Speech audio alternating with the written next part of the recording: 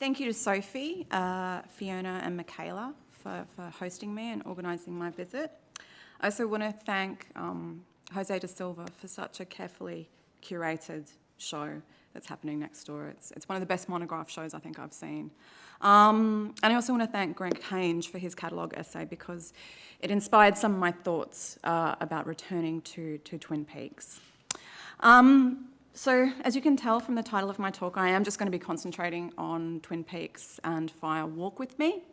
I know that it's such a beloved fan object, so I hope that I do it justice for you.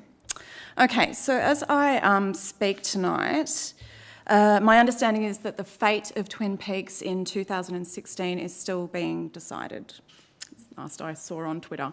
So following Lynch's own social media announcement of his departure from the project, which was on April 5th, there's been a flurry of fan activity with its own hashtag, Save Twin Peaks, and much general internet fury that the Showtime network in the States might go ahead with the reboot, even without Lynch as the slated director of the 9 new episodes. So with Twin Peaks 2.0 so much in the spotlight right now, it seems timely and perhaps even necessary to examine Lynch's influence upon the original TV series. And I think the nature of TV authorship more generally, be it Lynchian or otherwise. So for myself, one of the most productive ways of thinking about the authorship of, that's one of the fan kind of images that's circulating online now, no Lynch, no Peaks. One of the most productive ways of us thinking about the authorship of Twin Peaks actually comes from one of its producers and its head writers, Harley Payton. And as he tells us, it was always David Lynch's world. It's just that I was lucky enough to play in it as well. So tonight I want to revisit the troubled reception history of Twin Peaks and explore how Lynch's real and his perceived authorship shaped the series. And I also want to consider the relationship between the TV series with Lynch's much maligned film prequel and follow-up to the show Twin Peaks Fire Walk With Me of 1992. Or, as I think it should be titled, one of the scariest films that's ever been made. And if you've never seen this before on the big screen, I encourage you to do so here. It's both terrifying and completely absorbing at the same time. Now, given its self-conscious artiness, its formal experimentation, and its explicit figurations of narrative complexity, Twin Peaks, I think, can justly be considered the historic forerunner of much contemporary, albeit cable-driven, quality television. At the same time, though, I think it offers us a world, or better yet, a series of worlds that still feel entirely its own, at the same time as they are quintessentially David Lynch. Since the early 90s, Lynch's authorial persona has become inseparable from Twin Peaks. This is a coupling that continues to be affirmed by fans, as with all the recent pleas to Showtime to get Lynch back. But it's also a coupling that gets reiterated by various members of the cast and crew. Not just by Harley Payton, who you see here, but also in this recent viral video that's doing the rounds that's made by the cast members of the original series. And this is in response to Lynch's departure from the reboot.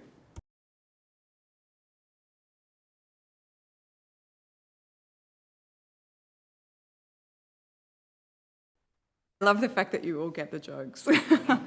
And Twin Peaks always, I think, comes back to life again for me when I see former members of the cast appear in something else. So recently, I don't know if people saw this, Ray Wise is making an appearance on Mad Men, much older, and talking about how he can finally make Pop-Tarts. And it's just like, yeah, the world of Twin Peaks comes back to life again for me.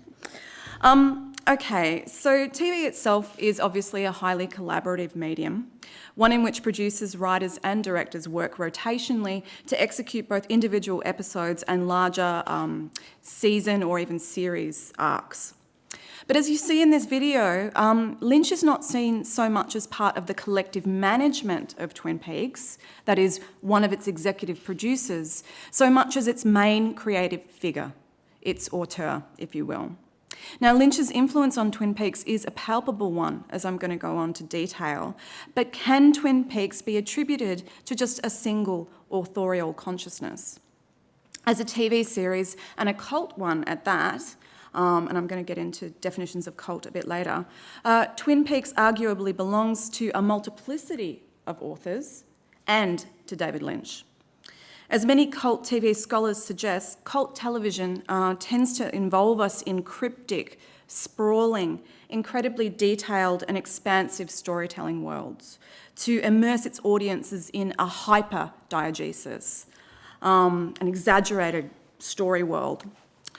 According to Angela Nadalianis, in cult television, the viewer is often forced to assume the role of a puzzle solver or a labyrinth traverser.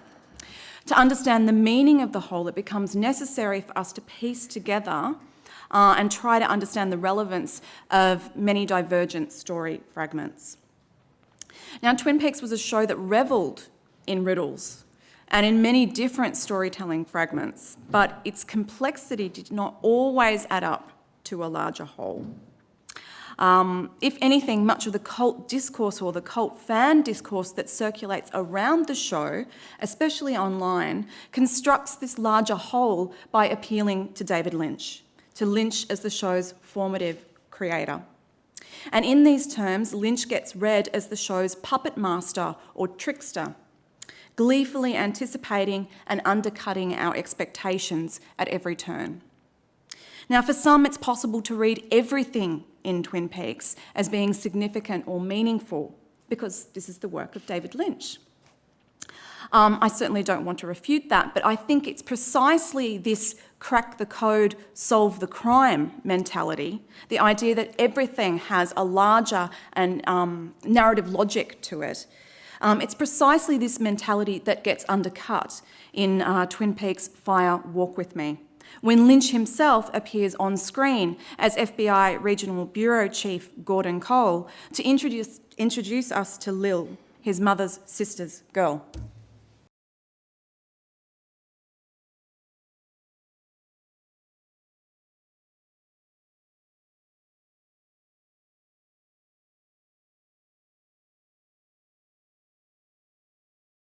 Okay. So while audiences were willing to read Lynch everywhere, to find an overarching logic to every clue or hint, analysing Twin Peaks using narrative rationalisation actually failed to get at its deep Lynchian love for the unexplained. In other words, the mysterious power of the blue rose. That Twin Peaks managed to maintain the signatures of David Lynch throughout its run is no small feat. Lynch himself directed the 2-hour pilot and just 5 of the later episodes, though these episodes contain many of Twin Peaks' most crucial moments. So the Red Room scenes, the reveal of Leyland as Bob. Sorry, spoilers. I just realised it's 25 years later. I think the statute of limitations on spoilers has passed.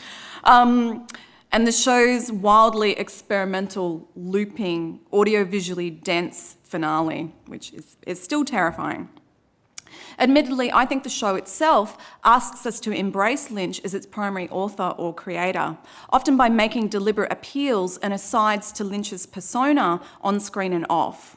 So, for instance, Laura's cousin, Madeline Ferguson, Maddie, hails from Lynch's hometown of Missoula, Montana. Lynch's signature love of American diners, coffee and pie is built into the series, both as mise-en-scène and as running joke.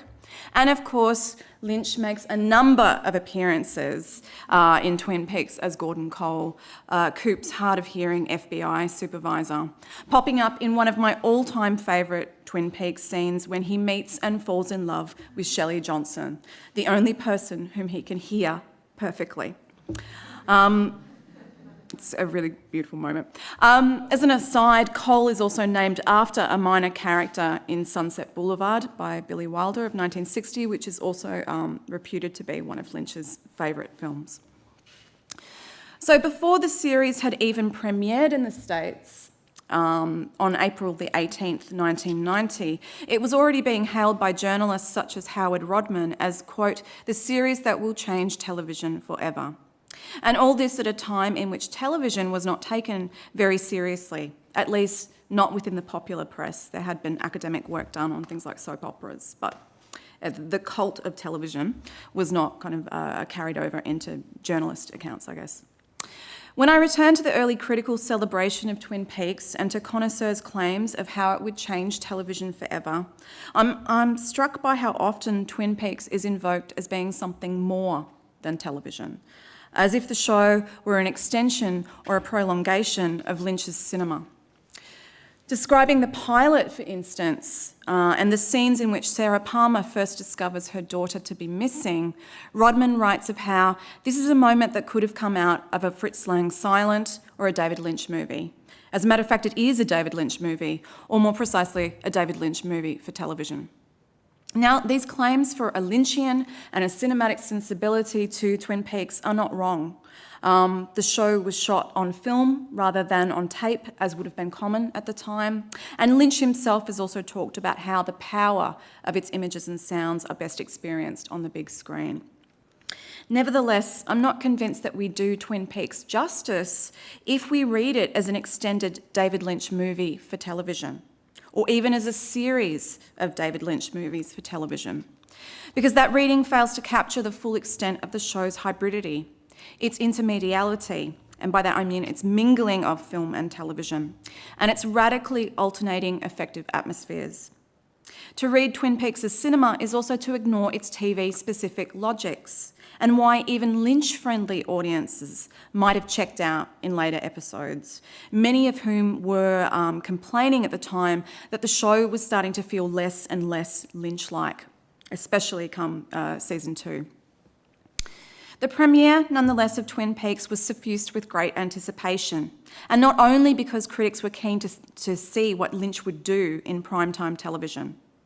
The show's initial advertising campaigns also helped build a strong sense of audience anticipation, cueing us all to expect a Lynchian take on a detective story.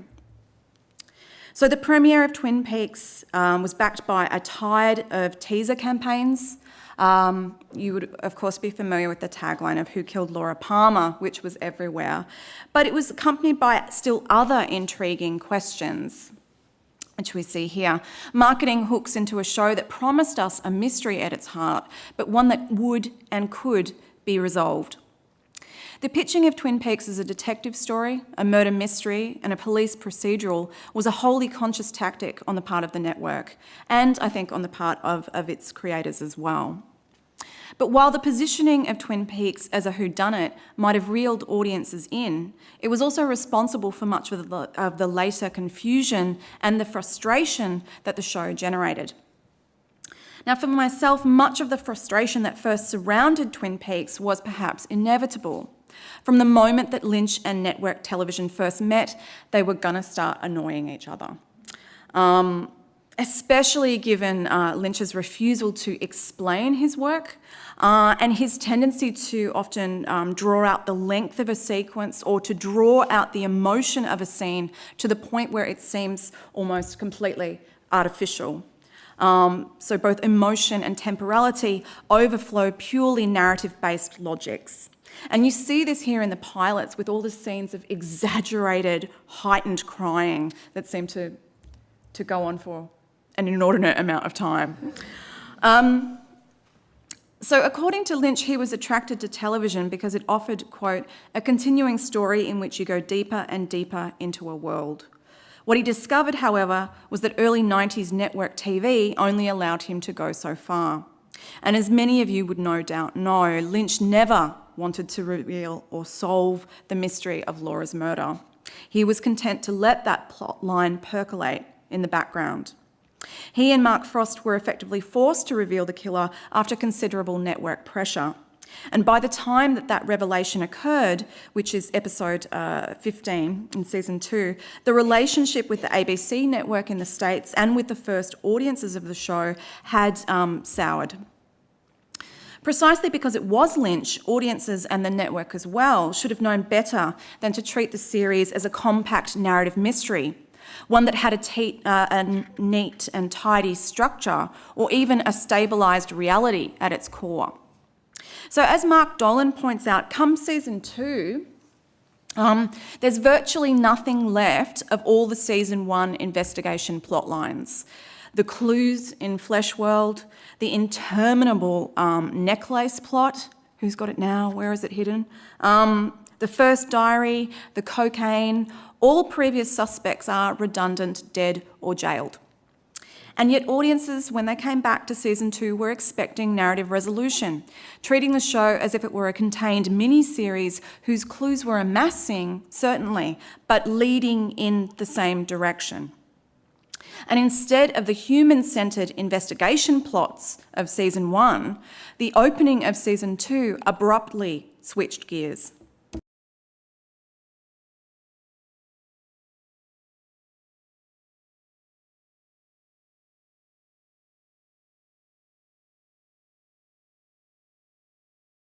So Killer Bob and the inhabitants of the lodge had not appeared at all in the lead up to or the last episodes of season 1. And then season 2 looped back, reactivating Coop's dream in the Red Room and foregrounding Laura's murder as at once physical and metaphysical.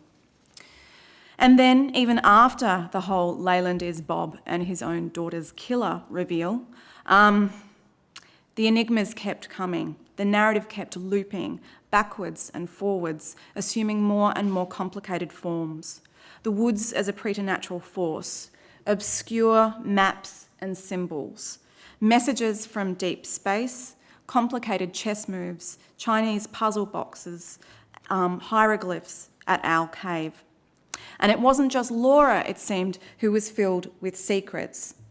So was Special Agent Dale Cooper, such as when Bob speaks to him through Leyland about his past and what happened in Pittsburgh. Then there were the classified missions of Major Garland Briggs, and pretty much everyone in the whole damn town had secrets.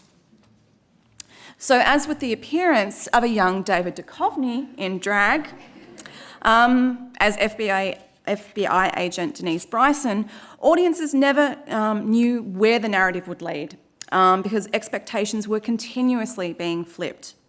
So, was the later frustration with Twin Peaks fair?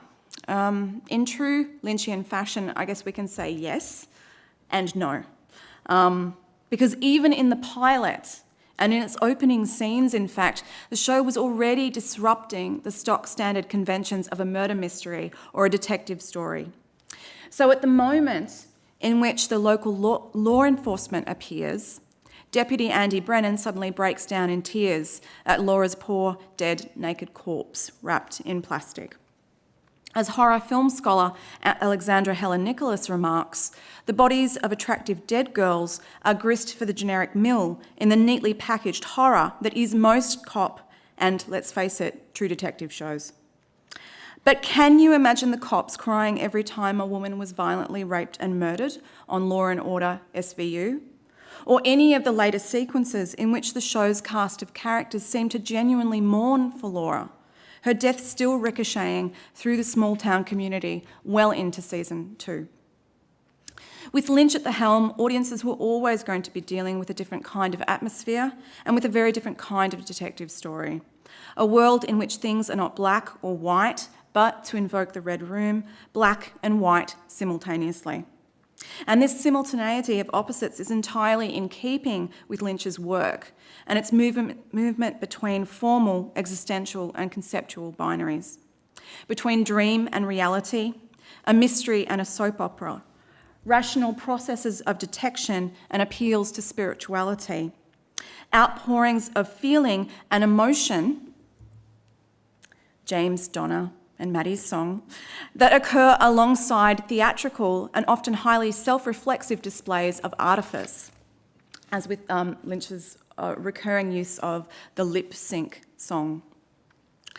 In Twin Peaks, Lynch's transformation of the everyday TV aesthetics occurs through the experiential power of images and sounds.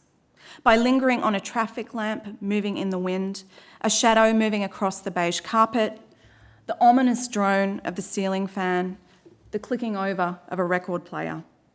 And as is typical of Lynch's art and surrealist inheritance, here the ordinary collides with the extraordinary, producing dreamlike, strange, effectively atmospheric experiences, and often without uses of speech or dialogue.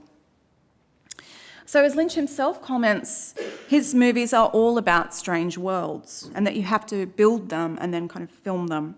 And that's what's important about film to Lynch. I like going into strange worlds, or that he likes going into strange worlds.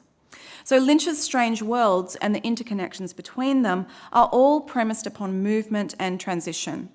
His characters move down or pass through hallways, highways, tunnels, corridors, doorways, portals, curtains, and of course, sycamore trees, which you can here imagine, which serves as the gateway between worlds in Twin Peaks. Physical movement in Lynch's work often occurs at a conceptual or metaphoric level as well, as the passage between ideas or supposed binaries, between dream and reality, good and evil, the black and the white lodge. In Twin Peaks, it's not surprising then to find that the pleasures of small-town familial and quotidian comforts, coffee, donuts, pie, find their reverse in a world of much darker appetites, violence, drugs, incest, murder, gammon-bozia. This duality fittingly materialises in the main horror, fear and threat of the series, Killer Bob, whose evil acts both feed upon and create human pain and suffering. And as Agent Albert Rosenfeld tells us at one point, maybe that's all that Bob is, the evil that men do. I love Albert, but I think it's actually a little bit more complicated than that. And that's, I don't think you can see it very well because I've been immersing myself in the world of Twin Peaks. I tried to get a screenshot that was at the exact moment in which kind of Leyland and Bob were kind of crossing over, visually crossing over each other. And so often when you see Leyland in the TV series, it's Bob who is the reflection. But in this moment, it seems almost as if Leyland is the darker shadow or reflection of Bob in the background. The duality that underlies Twin Peaks is far more tragically symbolised by Laura Palmer, whose portraits feature... Oh, sorry. That'll make sense in a moment. Whose portraits feature in the background throughout. Now, Lynch often codes his narrative mysteries in and through the body of a woman or the doubled image of a woman. Nevertheless, the recurring portraits of Laura are much more than set decoration, more even than a self-reflexive allusion to Otto Preminger's noir film Laura of 1944 with its iconic heroine, or even an evocation of film noir's own long-standing history of troubled, dangerous and mysterious women. Rather, I think in Twin Peaks' unfolding narrative, the portrait motif functions as a pause, as a constant visual reminder of what exists below the surface. And in that sense, it's akin to the opening credits, the hidden depths that are hinted by the water in the opening credits. And that is of how, behind her prom queen surface, Laura was simultaneously many things: a troubled teenager, a prostitute, a coke addict, a rape and familial incest survivor, the victim of human corruption and of otherworldly forces. And I'm going to get back to these points a bit later when we turn to Fire Walk With Me. For myself, what's still truly remarkable about Twin Peaks is how it managed to be so many things at the same time. A police procedural, a soap opera, a metaphysical drama, a comedy and a David Lynch vehicle all at the same time. And that it managed to straddle, sometimes successfully and sometimes not, both primetime network TV and the subcultural sensibility of David Lynch. So as the title of my talk indicates, Twin Peaks is best contextualised as cult television. And though it was initially a commercial failure because it was a cancelled TV series, it has, of course, continued to endure 25 years later. And it's played out across generations through the dedicated Twin Peaks festivals that I think started in 1992, at fan conventions, through dress-up and viewing parties. And I'm sure that we have all been there. It's also inspired Twin Peaks fashion ranges and photo shoots in the Black Lodge. This is Elle from 2012, I think. And then there are somewhat more odd appropriations, like this Twin Peaks toilet in a Vancouver bar. I think in terms of its justification, I do believe that this is actually a Twin Peaks themed restaurant, but I just find the whole idea of the Black Lodge and the toilet quite bizarre. Like, you know, you go to the bathroom and you never come back, potentially. And then, of course, there are any number of Twin Peaks remixes and fan videos that circulate online, because I think Twin Peaks paratexts, the texts that circulate around the series, seem to know no end. So whereas cult films are typically situated as being outside the mainstream, both in terms of their subject matter and in terms of their financial production or distribution, cult television can be utterly mainstream, but still give rise to passionate, devoted cult audience attachments. So as the term cult suggests, these texts attract long-standing or long-lasting practices of audience ritual and worship. And whether film or television, these texts become part of their audience's psychic furniture. They become pseudo-devotional objects in their own right. Now, without question, it's the Lynchian elements of the show that helped spawn the cult of Twin Peaks. The Red Room, the backwards speech, giants and dwarves, mysterious pronouncements, and cryptic clues. And these Twin Peaks trademarks have in turn been constantly and often lovingly parodied. So, in Sesame Street's own Twin Beaks, a Monsterpiece theatre sketch in which Cookie Monster features as Agent Cookie, seeking out answers from the Muppet Log Lady, who you can see there, and also answers from an obscure Muppet who refuses to answer anything, a Muppet who is hilariously named David Finch. There's also an episode of Scooby-Doo, Mystery Incorporated, that includes Scooby dreaming himself into the Black Lodge. And most famously and airing concurrently with Twin Peaks was when Kyle MacLachlan met up with the cast of Saturday Night Live to try and solve the murder. And if you've never seen this parody before, I do encourage you to do so. It's still very funny. The whole point of the skit is that, you know, Laura's murder has been solved. In fact, everyone thought it was Leo Johnson at the time. Leo has come in and confessed. They actually have it on videotape, and yet Coop keeps resisting closure and saying, "Oh, that's fine, but last night I had a dream about a hairless mouse with a pitchfork singing a song about caves. There must be more, clues about the murder in the Packard sawmill." So behind the laughter of Saturday Night Live, I think we can detect a hint of frustration that Twin Peaks was deliberately refusing closure or refusing narrative closure, anticipating how and why audiences of the time eventually turned against the show. So come season 2, audiences began to gripe about how there were just too many mysteries or too much soap opera for the hardcore Lynch fans, and that this TV show was in fact running on too long after just 2 seasons. Ratings drastically plummeted after the opening of season 2, dropping to around 1/6 of the audience in the States towards the close. Fearful that the show was losing audiences, and it was, the ABC network kept changing time slots, it kept moving nights, and then placing the show on hiatus, thereby alienating its small but dedicated fan base before cancelling it completely. So at this point, we do arrive at an important question, which is what went wrong with Twin Peaks? Did Twin Peaks actually do anything wrong? Would the show suffer the same fate today? This is a complicated question. And for myself, I think there's a number of factors at work. Tensions between Lynch's real and his perceived authorship of the show's early forms of narrative complexity, which weren't just about cryptic clues, but also about trying to balance episodic storytelling with a long haul, serial storytelling, a long haul mystery. And the demands of 90s network television, these all contributed to its commercial downfall and to its later cult reclamation. So after the pilot had aired and throughout the first season, in fact, it was very much film director David Lynch who was the darling of the press.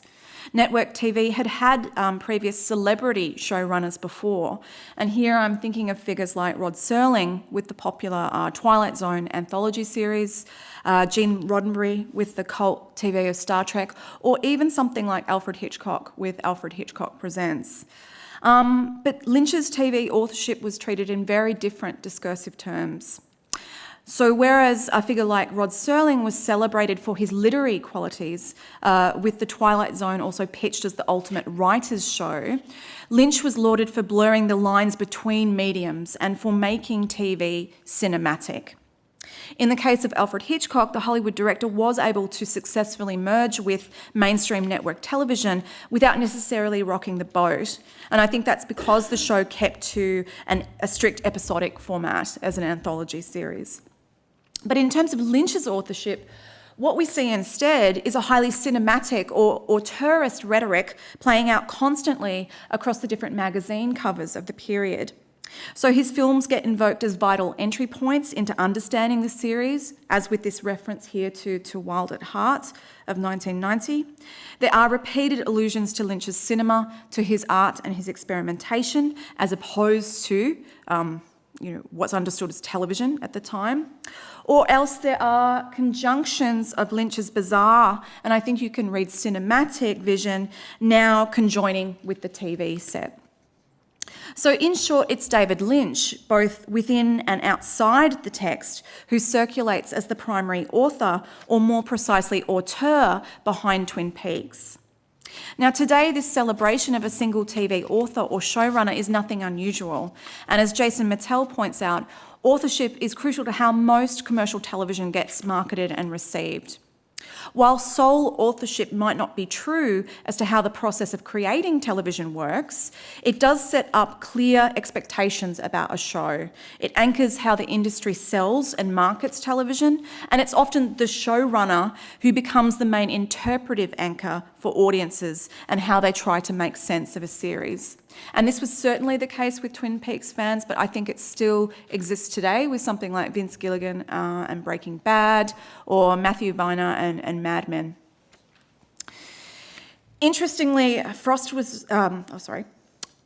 what is unusual about the reception of Twin Peaks is just how often its co-creator, Mark Frost, still gets left out of the picture. So much so that the dedicated Twin Peaks fanzine, Wrapped in Plastic, that you see here, which ran until 2005, ended up devoting an entire cover story to Frost, literally depicting him as the so-called invisible man in comparison to Lynch. Now, Frost had been the showrunner behind many critically and commercially successful TV dramas of the time, including Hill Street Blues and St. Elsewhere, and yet Twin Peaks is very rarely discussed in terms of his influence or his authorship. Nevertheless, Frost was also responsible for plotting out individual character and larger story arcs. He was responsible for much of the background mythology of the Black Lodge. He was responsible for the Wyndham Earl plot, and it was Frost who contributed to the more parodic soap opera elements of the show, the teen romances, the multiple cliffhangers, and the fictional invitation to love soap of the first season. Now, arguably, the soap opera aspects are just as much a defining feature of Twin Peaks as its signature Red Room. And yet, for me, it's the show's movement between all of these different elements, between film and television, between genres, and between totally different tonal atmospheres that makes Twin Peaks so unique. Its ability to veer from comedy to romance to soap opera and then into horror. So for instance,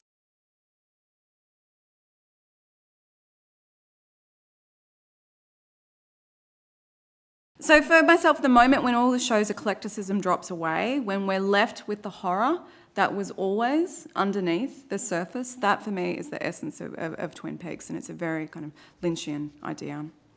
So as I've suggested, there's many Lynchian tropes to be found in the series: the highly stylised violence, the themes of madness, dreaming and fractured psyches, a dreamlike or nightmare-like atmosphere, cryptic clues and circular modes of narration. That said, there are other authorial voices to be found if we look, and not necessarily just at Mark Frost. In terms of these other signatures, it's very interesting to note how the various episode directors of Twin Peaks were all told to bring their own visual sensibility to the show. That is, to not try and ape or copy or mimic Lynch. Now, some of these figures were already accomplished film directors in their own right, like Tim Hunter. So to take you through but one example, Tim Hunter's episodes, episode 5, 17 and 29, also reveal a very strong cinematic sensibility and a distinctive visual style. And you see this right from the beginning of episode 17 with the slightly off-kilter camera angles that are not used elsewhere in the series at all. This is very much Hunter, and he also later uses freeze frames and so on. Now, this is the episode in which Leyland is finally caught and captured. Interestingly, Hunter is deeply informed by the codes and conventions of Hollywood melodrama. In these terms, his shot compositions will often deliberately echo 1940s deep focus cinematography, or else they make use of mise-en-scène, bodily gesture and framing as very charged vehicles of storytelling. So in the scene of Leyland's death, Hunter's direction casts the usual Twin Peaks quirkiness away. As David Bordwell suggests, he plunges us instead into a sequence of pure traumatic melodrama.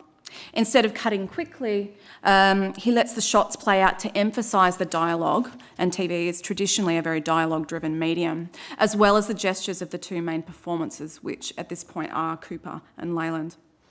Following Leyland's release from Bob, which is also the moment of his death, Hunter's staging of the scene deliberately recalls Hollywood director Vincent Minnelli and Vincent Minnelli's use of highly melodramatic gestures. And there's a film, I think it's called Four Horsemen of the Apocalypse or something like that, where a father is cradling his son in a rainstorm as he's dying. And these gestures get restaged here, but with Coop cradling Leyland in his arms like a child. Now, in interviews, Hunter has usefully commented on how it was necessary for him to balance his direction with the broader visual style of the show, a style that he describes, interestingly, as consciously arty rather than Lynchian. Hunter's comments are suggestive of a TV show that was very much created and fronted by an auteur, but also collaboratively authored by others. So again, the idea that it was Lynch's world, but with other people playing in it. Hunter's comments are indicative of how Twin Peaks in particular might have been a very charged site of collaboration and negotiation, one in which writers and directors were trying to create a consistent tone and aesthetics that was true to Lynch, but didn't have a set house style, and that didn't want its episode directors to mimic Lynch either. So as well as a site of negotiation, we know that Twin Peaks was also a site of contestation, of word-of-mouth tales of actor Kyle MacLachlan refusing the Coop Audrey plotline, or coupling, such that new characters and new plot lines had to be introduced, and we will never forgive him for that. And there were even writer complaints that after a Lynch episode in particular, the writers were often struggling to get their scheduled story arcs back on track.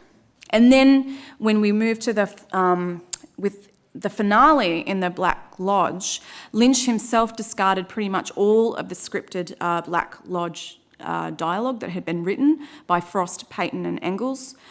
This was reportedly very heavy on dialogue and on the Wyndham Earl plot. Lynch clearly preferred instead to do something that was far more cryptic, visually driven and cinematic. So to make the Red Room and not Earl the privileged focus, thank goodness.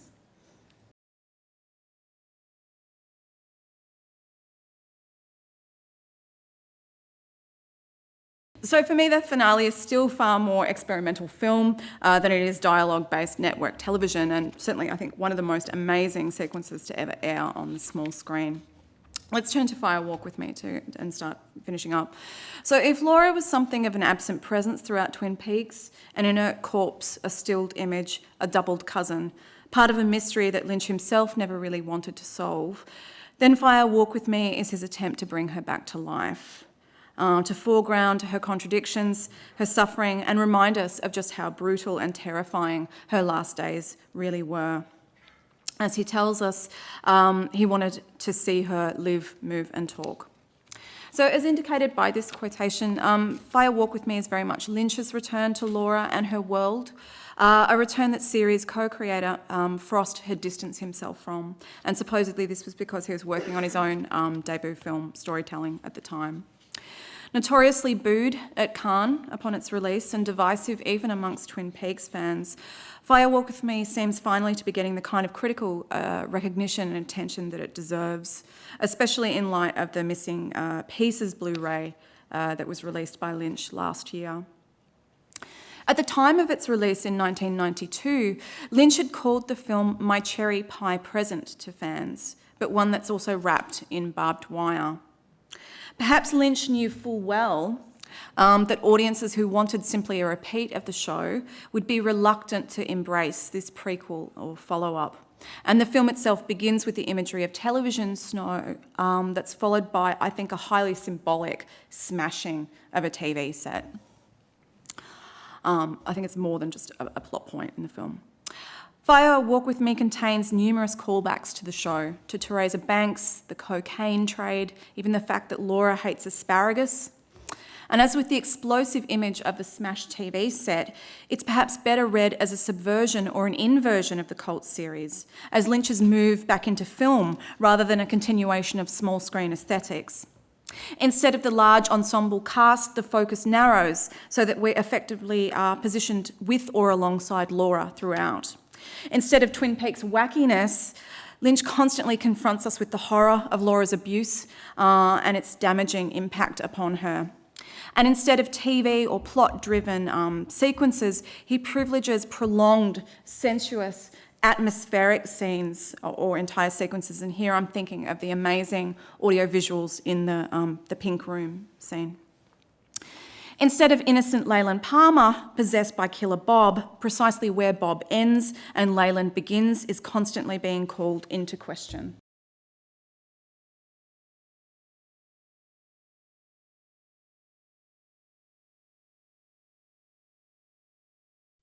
Cheryl Lee is so amazing in that sequence.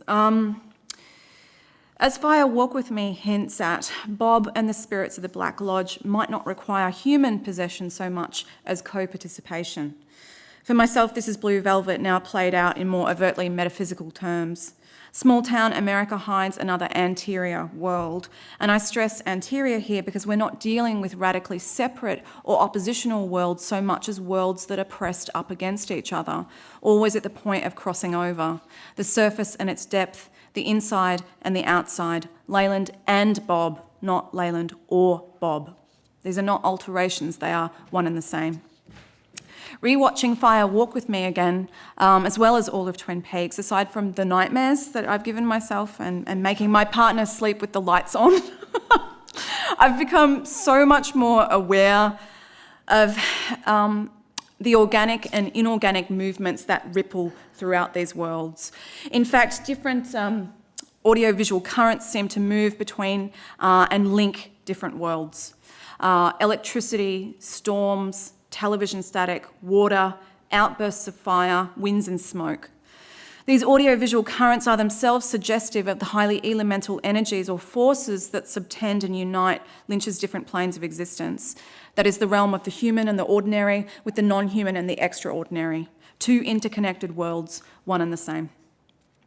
These elemental energies may account for why so often and so many characters break out into unexpected moments of dancing. Dancing is everywhere in Twin Peaks, and it continues in Fire Walk With Me. And those odd moments of dancing have been evident from the pilot onwards. If you remember the pilot, there's this sequence in a hallway when one of the high school students dances back to his homeroom with no kind of explanation. More disturbingly then, the question remains, are the dancing bodies of Twin Peaks animated by their own individual energies, or are they momentarily and even willfully taken over or automated by forces that lie beyond their own control, by elemental energies, good and bad, that seem to be in constant circulation?